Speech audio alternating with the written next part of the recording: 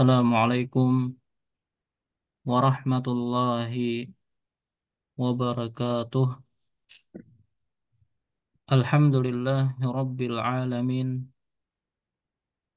Wassalatu wassalamul atammanil akmalani alal mab'usi rahmatan lil alamin. Nabiyyina wa maulana Muhammadin wa ala alihi wa ashabihi wa man tabi'ahum bi ihsanin ila yaumiddin. Amma ba'd. Faya ayyuhal ikhwah al-kiram rahimani Allahu wa iyyakum.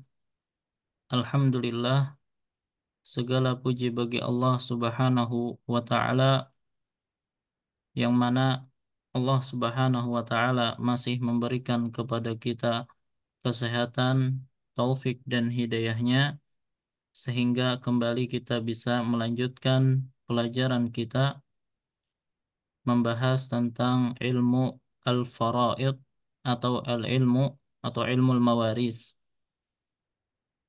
yang mana kita memasuki pelajaran yang kelima, yaitu tentang fiqhul wasiyah. Nah, kenapa kita membahas pembahasan tentang wasiat padahal kita mempelajari tentang ilmu faraid? Ya, karena sebagaimana pelajaran yang telah lalu, di antara al-huquq al-muta'alliqah bit-tarikah, hak-hak yang berkaitan dengan harta peninggalan, di antaranya adalah al-wasiyah, ya, wasiat. Artinya diwajibkan bagi kita untuk menunaikan wasiat mayit terlebih dahulu sebelum membagikan warisan. Nah, berkaitan tentang wasiat, ya ini akan kita bahas eh, fikihnya atau aturan-aturan di situ, ya, yang mana pembahasan ini banyak yang tidak dipahami oleh masyarakat, ya, begitu juga sebagian thalibul ilm tidak memahami tentang masalah wasiat. Nah, sebelum kita melanjutkan pembahasan tentang fikih wasiat, apabila ada di antara antum yang ingin menyetorkan hafalan tentang al-warisuna minar rijal wal warisat minan nisa, ana persilahkan. Baik, kalau tidak ada, kita langsung saja pembahasan kita tentang fiqhul wasiyah.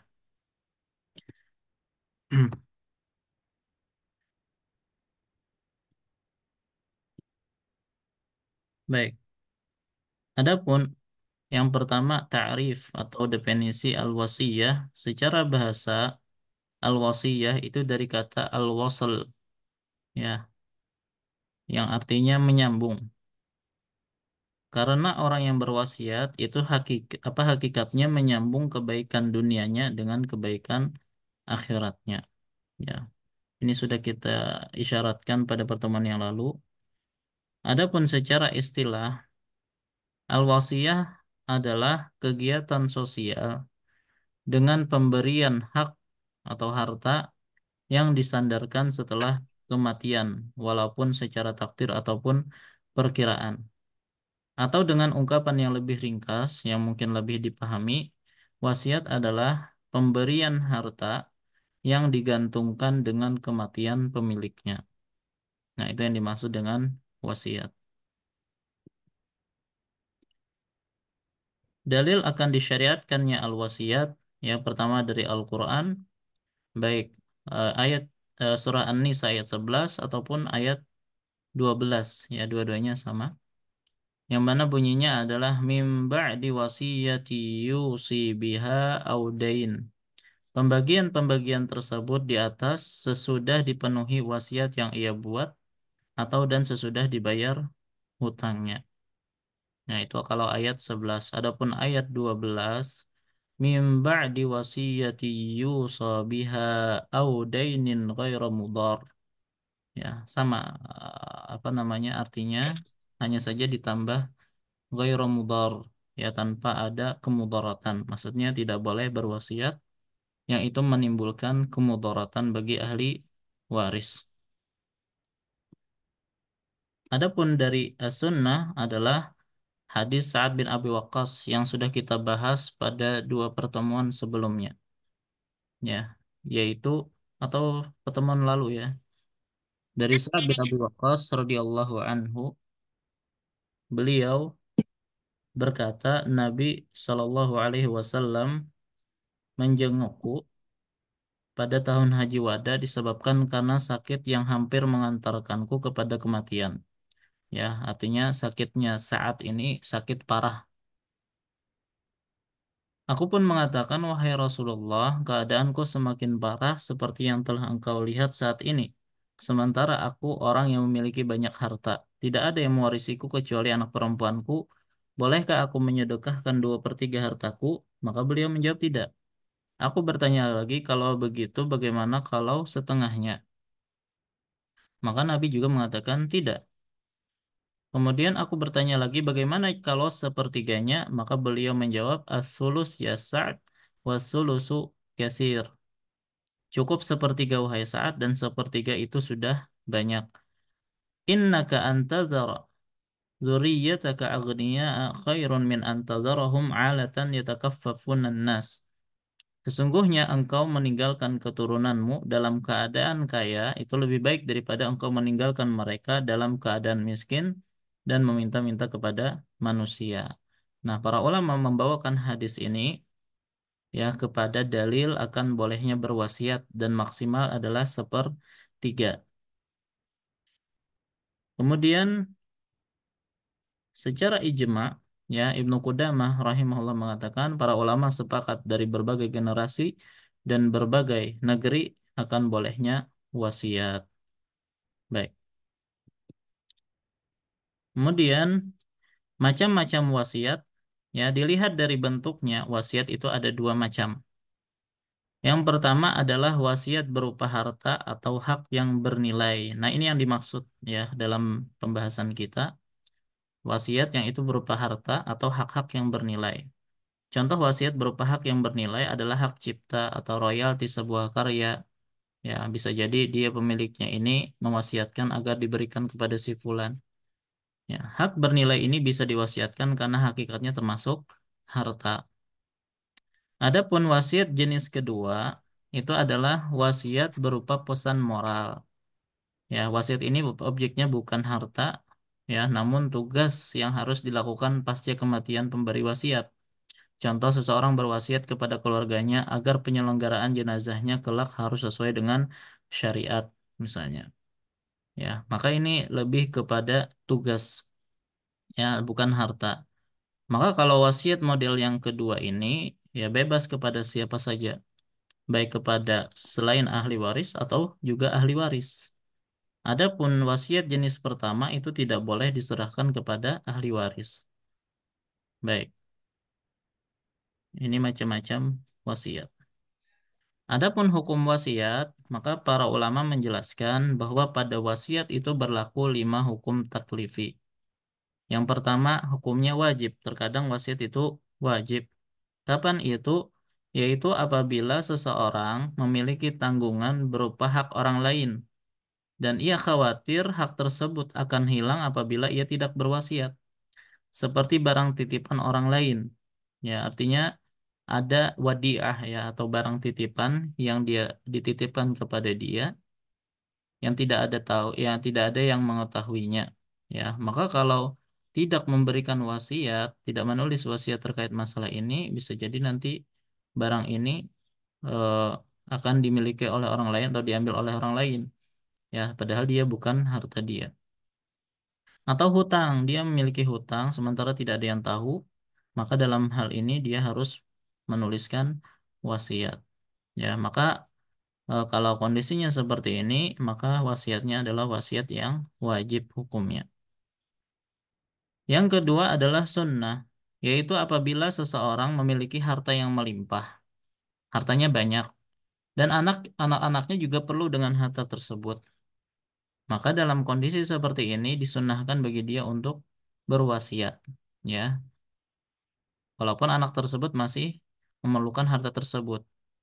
Nah, eh, ini kalau anak-anaknya masih memerlukan harta tersebut, maka dianjurkan bagi dia untuk berwasiat. Ya, dan tidak boleh lebih dari sepertiga. Adapun yang ketiga adalah hukumnya makruh, yaitu apabila seseorang memiliki harta yang sedikit, sementara ahli warisnya memerlukan harta tersebut, maka meninggalkan harta tersebut untuk anak-anaknya itu lebih utama daripada berwasiat. Ya, artinya hartanya sedikit, maka lebih baik diserahkan kepada ahli warisnya saja ya daripada berwasiat, karena anak-anaknya lebih membutuhkannya. Makanya tadi apa namanya perkataan Nabi SAW kepada Sa'ad bin Abi Waqqas ya yang bunyinya jadi nih, innaka antazara dzurriyyataka aghniya khairun min antadzarahum 'alatan yatakaffafunan nas. Engkau meninggalkan keturunanmu dalam keadaan kaya lebih baik daripada engkau meninggalkan mereka dalam keadaan miskin dan meminta-minta kepada manusia. Jadi mengutamakan ahli waris itu lebih diutamakan. Baik, maka makruh kalau berwasiat dalam kondisi seperti ini. Yang keempat haram, yaitu apabila melebihi kadar sepertiga harta atau wasiat yang diberikan kepada ahli waris. Itu haram ya, memberikan harta lebih dari sepertiga ya atau memberikan wasiat kepada ahli waris itu tidak boleh. Karena Nabi SAW mengatakan eh, sesungguhnya Allah Subhanahu wa taala telah memberikan wasiat atau warisan kepada yang berhak, fala wasiyata liwarisin, maka tidak ada wasiat untuk ahli waris. Begitu pula wasiat yang memberikan mudarat bagi ahli waris atau menyebabkan terputusnya silaturahim, maka semua ini dilarang. Adapun yang kelima adalah mubah, ya, yaitu apabila seseorang itu kaya, artinya punya banyak harta, dan ahli warisnya juga kaya, artinya ahli warisnya tidak butuh dengan hartanya. Atau seorang yang memiliki harta yang sedikit, sementara ahli waris tidak memerlukannya, maka dalam kondisi seperti ini boleh seseorang untuk berwasiat. Ya, walaupun untuk poin yang kelima ini ya masih ada yang menyatakan ini juga sunnah karena hukum asal dari berwasiat adalah sunnah. Baik. Nah, inilah terkait hukum wasiat.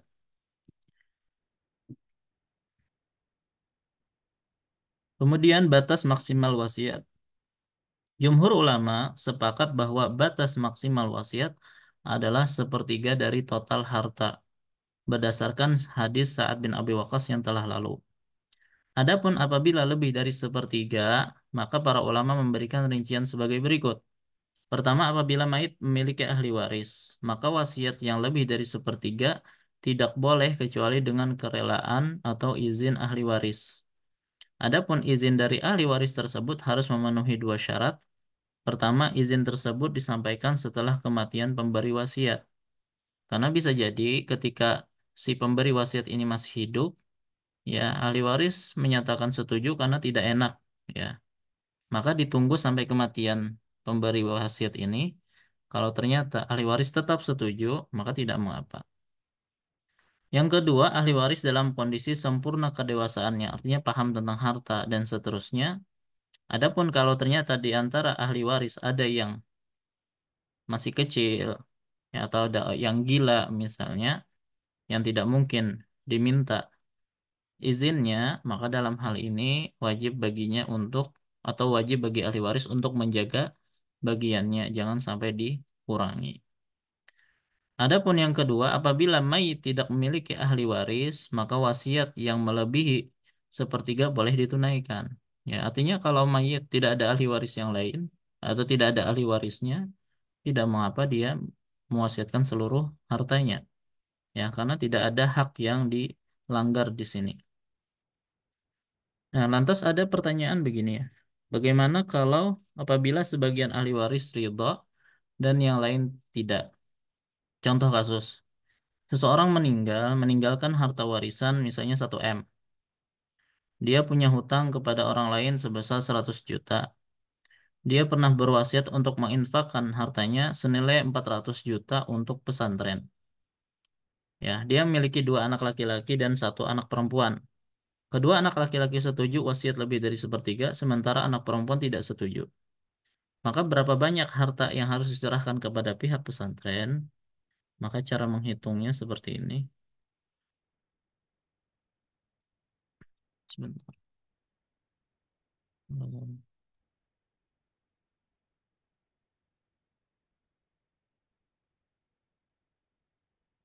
Hmm.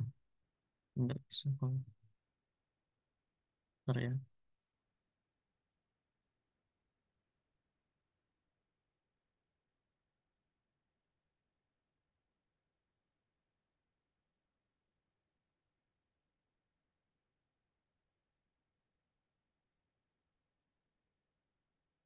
Hmm. Baik, harta 1 M,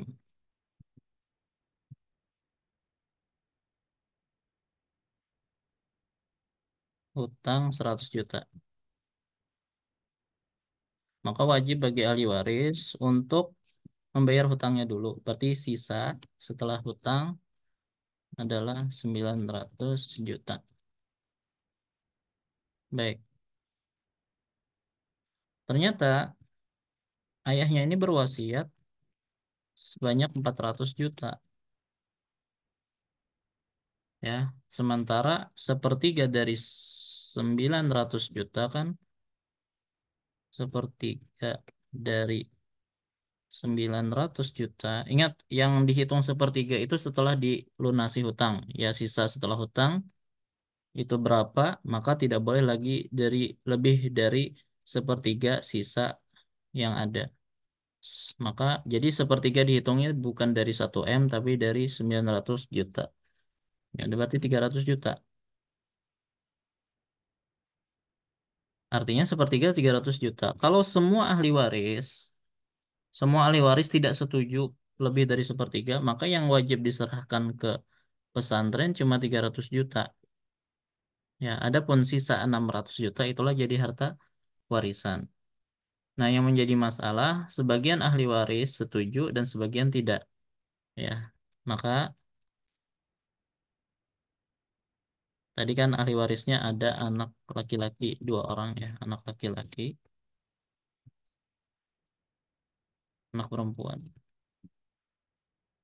Ini ya, ini setuju, nggak masalah.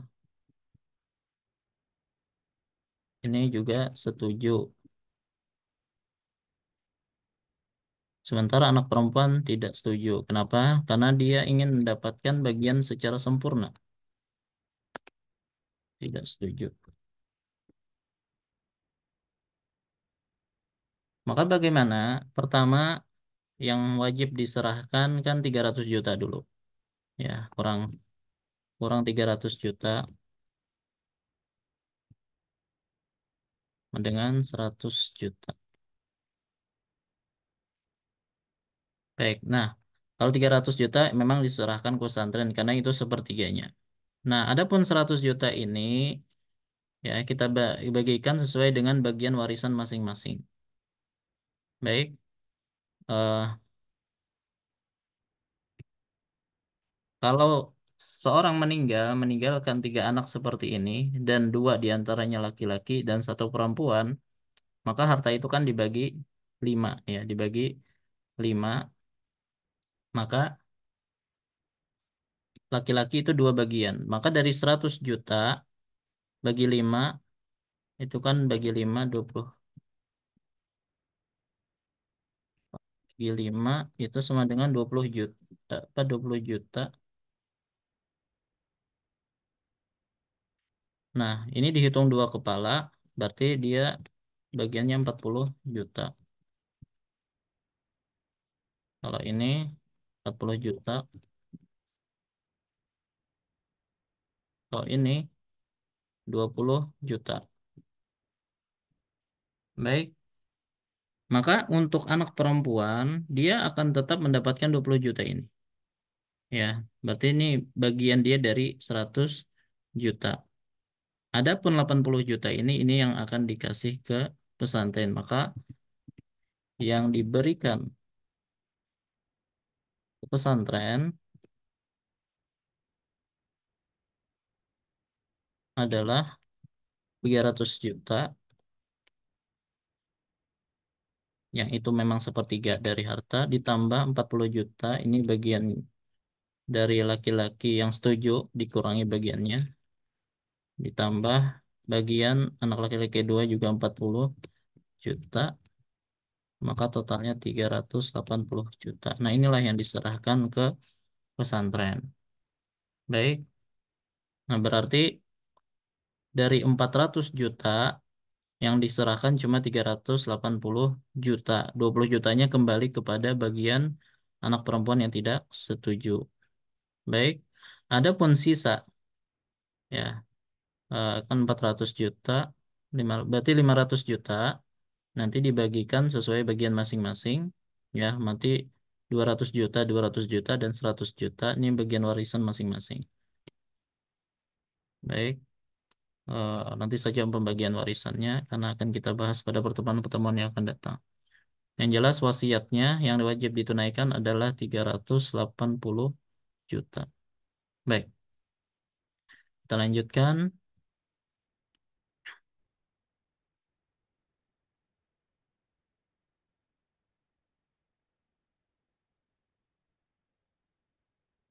Yang keenam, rukun-rukun wasiat. Rukun wasiat itu ada 4. Ada yang disebut dengan al-musi, orang yang memberikan wasiat, ya, yaitu si mayit atau calon mayit yang menuliskan wasiat. Ada musolahu, yaitu pihak yang menerima manfaat wasiat, misalnya pesantren atau masjid, ya. Atau al-musabihi, yaitu objek yang diwasiatkan, duit kah atau tanah kah misalnya. Ada yang keempat al-musa ilaihi, atau disebut juga dengan al-wasi, yaitu pihak yang mendapatkan amanah untuk menunaikan wasiat. Ya, jadi orang yang diberikan amanah nanti kalau aku meninggal tolong kasih ini ke pesantren ini misalnya. Maka ini disebut dengan al-wasi atau al-musa ilaihi. Baik, nah ini rukun-rukun wasiat. Dan setiap rukun ini ada syarat-syaratnya supaya sah. Pertama, syarat wasiat untuk al-musi, pemberi wasiat. Maka orang yang memberikan wasiat itu harus balik. Ya, ada juga yang menyatakan tidak diharuskan balik, tapi wallahu alam pendapat yang diambil oleh jumhur ulama harus balik, berakal, kemudian merdeka, bukan budak. Ya, kemudian tidak ada paksaan. Ya, dia berwasiat sesuai dengan kehendak dia sendiri. Bukan orang yang muflis atau orang yang dibatasi muamalahnya karena bangkrut. Ya, dia sendiri punya hutang, ya semasa mau mewasiatkan hartanya untuk orang lain. Ya. Sementara orang yang menagih hutangnya itu lebih berhak.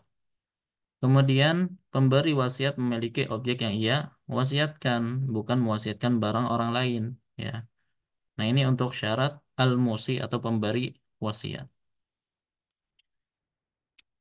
Adapun syarat untuk al-musolahu yang menerima manfaat wasiat, pertama bukan ahli waris, karena tidak boleh memberikan wasiat kepada ahli waris. Karena ahli waris itu akan mendapatkan harta dari warisan.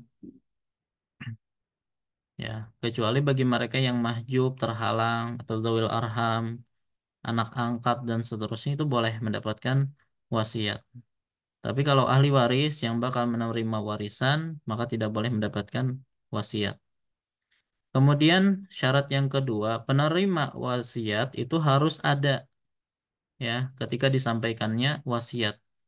Baik keberadaannya itu hakiki benar-benar ada di dunia ini atau secara hukum ada seperti janin. Janin sudah ada di apa namanya kandungan ibunya, maka boleh sudah mendapatkan wasiat. Ya, tapi dia berhak mendapatkan apa namanya wasiat tersebut ketika lahir dalam keadaan hidup. Kemudian yang apa namanya yang menerima wasiat itu juga harus tertentu orangnya. Ya, bukan sembarangan. Misalnya aku berwasiat untuk penduduk apa namanya desa ini, cuman tidak ditentukan siapa penerimanya, maka tidak bisa ya tidak boleh. Kemudian musalahu itu adalah sesuatu atau orang yang bisa memiliki. Adapun yang tidak bisa memiliki tidak bisa menerima wasiat. Kemudian orang yang ya menerima manfaat wasiat mau menerima objek wasiat tersebut. Kalau dia tidak mau menerima objek wasiat tersebut, ya maka batal wasiatnya. Nah, untuk syarat sebelumnya tadi bisa memiliki, ya contohnya manusia, hewan itu kan bisa memiliki. Tapi kalau berwasiat untuk mayit misalnya atau berwasiat untuk eh, malaikat misalnya, ini tidak bisa ya, tidak sah wasiat seperti itu. Baik, ini untuk yang menerima manfaat wasiat. Yang ketiga, syarat untuk al-musabihi, objek wasiat, ya, benda yang memiliki manfaat yang mubah. Kalau benda itu adalah benda yang haram, seperti khamar, berhala, alat musik dan yang lainnya, maka itu tidak boleh, ya, tidak sah sebagai objek wasiat. Kemudian memungkinkan untuk dimiliki. Adapun mewasiatkan sesuatu yang tidak mungkin dimiliki, seperti apa misalnya barang yang hilang misalnya, itu kan tidak bisa dimiliki, ya, atau misalnya eh, udara atau burung yang lepas misalnya, maka tidak bisa dijadikan objek wasiat. Baik. Kemudian yang keempat, syarat untuk musa ilaih atau al-wasi, yaitu orang yang menerima amanah wasiat. Syaratnya adalah mukallaf, yaitu muslim, balik dan berakal. Ya, ini orang yang menerima wasiat itu harus mukallaf, harus muslim. Berarti tidak boleh memberikan amanah wasiat kepada kafir. Balik berarti tidak boleh memberikan amanah wasiat kepada anak kecil, dan berakal tidak boleh untuk orang gila misalnya. Kemudian memiliki kelayakan menerima amanah wasiat atau yang diistilahkan dengan rosyid, ya, paham tentang nilai harta, ya, artinya bukan sembarangan orang amanah. Kemudian yang ketiga, orang baik adil, yaitu bukan tipe orang suka menipu ataupun khianat, ya. Maka kalau terpenuhi syarat-syarat ini, maka dia bisa menjadi penerima amanah wasiat. Catatan, al-wasi, yaitu orang yang diberi amanah wasiat tadi, tidak boleh melakukan tindakan yang melebihi pesan wasiat. Misalnya kalau wasiat itu berupa tanah saja yang diserahkan, maka tidak boleh dia mengurusi tentang hutang, tentang duitnya misalnya, tentang rumah ndak. Yang dia dipesankan cuma tanah, yaitu tanah saja. Kemudian al-wasi tidak boleh mengundurkan diri sebelum amanah itu ditunaikan, karena ini bisa menggagalkan pelaksanaan wasiat. Ya, maka kalau dia dari awal tidak merasa tidak mampu untuk menunaikan, maka sudah dari awal dia meminta uzur. Atau bisa juga dia menyerahkannya kepada yang lain yang dia bisa dia anggap bisa melaksanakan wasiat tersebut. Baik. Sigat atau redaksi wasiat. Sigat wasiat yaitu pernyataan dari al-musi, pemberi wasiat, terhadap wasiatnya. Adapun ketentuan sigat wasiat, wasiat bisa dinyatakan secara lisan, tulisan maupun isyarat yang bisa dipahami maksudnya. Ya, jadi boleh secara lisan, tulisan atau isyarat. Kemudian tidak ada redaksi khusus untuk wasiat, ya, karena itu segala pernyataan yang dipahami sebagai penyerahan harta setelah kematian itu terhitung sebagai wasiat. Kemudian pernyataan wasiat secara lisan atau tulisan disebut dengan ijab wasiat. Nah, jadi kalau itu dari musi, pemberian wasiat itu disebut dengan ijab. Adapun yang keempat, bagi al-wasi, penerima amanah wasiat, ia bisa menyatakan siap menerima amanah ini dan akan menjalankannya sesuai yang diamanahkannya.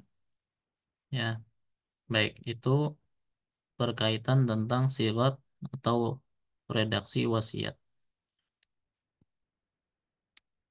Adapun menerima wasiat, ya batasannya pertama, penerima wasiat yaitu al-musalahu dihukumi berhak memiliki objek wasiat setelah ya pemberi wasiat atau al-musi meninggal. Karena itu, penerima wasiat tidak boleh menerima ataupun menolak pernyataan wasiat sebelum meninggalnya pemberi wasiat. Ya, karena tadi yang namanya wasiat itu kan ditangguhkan atau digantungkan dengan kematian. Maka kalau orang yang memberikan wasiat itu belum meninggal, maka belum ada penerimaan atau penolakan terhadap wasiat tersebut. Kemudian pernyataan menerima atau menolak dari pihak penerima wasiat atau musalahu tidak harus dilakukan segera. Ya, boleh ada penundaan meskipun dalam waktu yang lama. Ya, sudah disampaikan oleh al-wasi bahwasanya si fulan berwasiat tanah ini untuk pesantren ini. Baik. Nah, cuman dari pihak pesantren tidak mesti harus segera menyatakan menerima atau menolak. Boleh ditunda. Ya. Nah, kemudian apabila pihak penerima wasiat menolak untuk menerima wasiat, maka objek wasiat dikembalikan ke ahli waris. Ya, karena ada kaidah yang mengatakan segala wasiat yang batal, maka kembali harta wasiat tersebut menjadi harta warisan. Ya. Kemudian, jika pihak penerima wasiat al-musalahu menggantung, artinya tidak menerima, tidak menolak dalam waktu yang lama misalnya, maka boleh bagi ahli waris untuk meminta kejelasan keputusan mau menerima atau tidak. Apabila ia tidak mau memberi keputusan, maka dihukumi seperti menolak wasiat dan harta dikembalikan kepada ahli waris. Baik, ini berkaitan tentang menerima wasiat. Adapun yang membatalkan wasiat, pertama kematian penerima wasiat sebelum meninggalnya pemberi wasiat. Ya, misalnya A memberikan wasiat untuk B, ternyata B lebih dulu meninggal, maka udah batal. Ya, bukan berarti pindah ke ahli waris B, enggak. Kemudian B menerima wasiat membunuh pemberi wasiat. Ya, kalau misalnya yang diberi wasiat ini tidak sabar untuk mendapatkan wasiat, akhirnya dia bunuh penerima wasiat, maka hukumnya batal. Ya, ini sama seperti warisan. Ya, ketika seorang anak tidak sabar untuk mendapatkan warisan dari ayahnya, akhirnya dia bunuh ayahnya, maka dia tidak dapat. Kemudian yang ketiga hilangnya objek wasiat. Ya, misalnya si pemberi wasiat mewasiatkan mobil misalnya, tapi qadarullah ternyata mobilnya hilang. Ya, artinya hilang, dicuri misalnya, maka batal wasiat tersebut. Kemudian pemberi wasiat membatalkan wasiatnya, artinya sebelum meninggal ya sempat memberikan wasiat, tapi kemudian dia berubah pikiran, akhirnya dia batalkan, maka batal wasiat tersebut.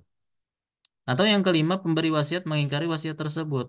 Ya, jadi misalnya memang mungkin ada pemberi wasiat pernah mengisyaratkan mewasiatkan tertentu, kemudian orang yang diberi amanah wasiat tersebut kembali ya mendatangi pemberi wasiat dengan misalnya menyerahkan eh, surat wasiat misalnya, tinggal ditandatangani. Ternyata pemberi wasiat menyatakan, oh aku tidak pernah memberikan wasiat seperti ini. Artinya dia ingkari wasiat tersebut, maka wasiat tersebut dihukumi batal. Dan kaidah yang tadi kita sebutkan, setiap eh, wasiat yang batal maka kembali ke ahli waris. Ya. Kemudian hukum mengubah isi wasiat. Boleh bagi pemberi wasiat atau al-musi untuk mengubah isi wasiatnya. Karena wasiat termasuk akad jais yang boleh dibatalkan sepihak. Ya, berbeda dengan akad lazim. Ya, ini dibahas dalam fikih muamalah ya atau fikih jual beli. Yang jelas akadnya adalah akad jais yang boleh dibatalkan oleh pemberi wasiat. Kemudian tidak boleh bagi orang yang diberi amanah menyampaikan wasiat, yaitu al-wasi, untuk mengubah isi wasiat. Karena hal tersebut termasuk mengkhianati amanah. Jadi kalau pemberi wasiat sendiri yang mengubah, nggak apa-apa. Tapi kalau orang yang diberi amanah yang merubahnya, maka tidak diperbolehkan. Baik, bolehkah eh, berwasiat untuk orang kafir? Maka jawabannya boleh bagi seorang muslim untuk berwasiat untuk orang kafir dengan syarat wasiat tersebut hanya untuk orang tertentu, misalnya untuk A yang non-muslim. Ya, misalnya ayah muslim, anaknya kafir, ya kan? Kita tahu di antara hal yang menghalangi warisan adalah perbedaan agama. Maka di antara solusi yang ditawarkan supaya anak tetap dapat harta, yaitu dengan cara memberikan wasiat. Ya, maka wasiat tersebut hanya untuk orang tertentu, misal A untuk yang non-muslim. Adapun apabila bersifat umum seperti untuk gereja atau untuk kemaslahatan umum orang-orang kafir, maka tidak diperbolehkan. Kemudian juga yang diberi wasiat bukan kafir harbi yang memerangi kaum muslimin. Baik. Kemudian pembahasan terakhir yaitu tulisan dan saksi dalam wasiat. Dianjurkan dalam wasiat untuk menulis serta mendatangkan dua saksi walaupun hal tersebut bukan syarat wasiat. Jadi sebenarnya wasiat itu boleh-boleh saja ya tanpa harus ditulis, tanpa harus ada saksi ya. Cuman biasanya kalau tidak ditulis itu sangat apa namanya rentan terjadinya sengketa. Bisa jadi ada yang diwasiatkan akhirnya karena tidak ada tulisannya ahli waris tidak setuju atau tidak apa namanya eh, mengakui bahwasanya itu benar-benar wasiat dari ayah mereka. Maka dalam hal ini sangat dianjurkan untuk menulis. Hal tersebut merupakan upaya antisipasi ketika terjadi sengketa antara ahli waris dan pihak yang diberi wasiat. Karena apabila ahli waris mengingkari adanya wasiat, maka wajib bagi yang menuntut untuk mendatangkan bukti. Baik, kalau tidak ada bukti, maka hukum asalnya tidak ada wasiat. Baik, nah inilah sedikit berkaitan tentang fikih wasiat. Ya, tentunya pembahasan fikih wasiat itu luas ya. Begitu juga banyak khilaf di situ, tapi ini yang Ana pandang cukup penting untuk dibahas terkait masalah wasiat. Baik, sampai di sini lah pelajaran kita. Kalau ada yang ditanyakan, Ana persilahkan.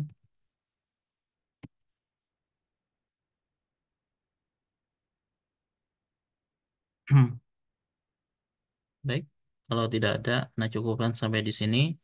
Insya Allah pada pertemuan yang akan datang kita akan membahas tentang sebab-sebab warisan, syarat-syarat warisan, kemudian penghalang-penghalang warisan, ya, dan seterusnya. Ya, kemudian setelah itu baru kita mulai masuk ke kitab Syekh Faiz yaitu Al-Fawaid fi Tashili Masailil Faraid. Baik, ini yang bisa Anda sampaikan. Salah khilaf mohon maaf. Wassallallahu ala nabiyina Muhammad wa ala alihi wasallam. Subhanakallahumma wa bihamdika asyhadu an la ilaha illa anta astaghfiruka wa atubu ilaik. Assalamualaikum warahmatullahi wabarakatuh.